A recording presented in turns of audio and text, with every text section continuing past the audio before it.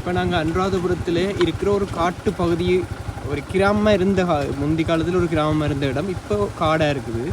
அதுக்குள்ளே ஒரு விகாரை இருக்குது, பழைய விகாரை. அந்த விகாரையை பார்க்க தான் போய் கொண்டிருக்கோம். இப்போ நீங்கள் அனுராதபுரம் சொன்னால் எங்களுக்கு எல்லாம் தெரிஞ்சது அபயகிரி, ஜெயதேவன முருகன் பெருசு.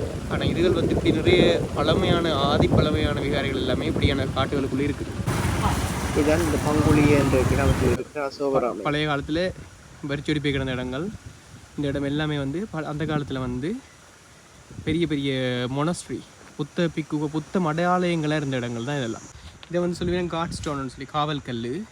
இது வந்து சந்திரவட்டக்கல், இது பெலுஸ்ட்ரே. சொல்லப்பட்டிருக்கு பங்குழிய அசோகராமே பப்பத விகாரை.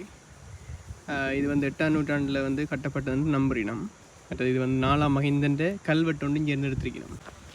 பப்பத்தைன்னு சொல்கிறது இந்த உயரமான இடங்கள் இருக்கிற விகாரைகளை பப்பத்தை விகாரைன்னு சொல்லுவாங்க. இந்த புத்த சிலையை பார்த்தாலே தெரியும் எவ்வளோ பழமையானன்னு சொல்லி. சில உடைவுகள் இருந்து அதை திருப்பி ஜாயின் பண்ணியிருக்கணும். ஆனாலுமே ஒரு இனியிலேண்டு ஒரு பழைய காலத்து ஒரு புத்த சிலை. இதில் விகாரை இருந்ததுக்கான ஒரு அறம் இருக்குது. நிறைய குரங்கு இருக்குது, மற்றது நிறைய பறவைகள் எல்லாமே இருக்குது. என்ற இது வந்து ஒரு காடு, ஒரு காட்டுக்கு நடுவில் இருக்கிற ஒரு இடம். இதெல்லாம் பாருங்க, இது எல்லாமே வந்து மொனஸ்ட்ரியாக இருந்தது. பிக்குகள் வந்து தங்குற இடம். அடுத்தது காட்டுற புத்த பிக்குகள் வந்து நீராடுற இடம் இருக்குது. இதில் பார்த்தா தெரியும் ஹாட் வாட்டர் பேத்திங் பிளேஸ். சிங்களத்தில் ஜந்தாகரன்னு சொல்லுவேன், தமிழில் குளியல். இந்த இடத்துல அதாவது சுடுநீரில் வந்து குளியல். இந்த புத்த பிக்குகள் எல்லாம் வந்து சுற்றி தான் இருப்பினும், அதனால் அவைகளுக்கு வந்து அதிகாலையில் வந்து சுடுநீரில் வந்து குளியல் எடுக்கிறதுக்கான இடம் தான் இந்த இடம்.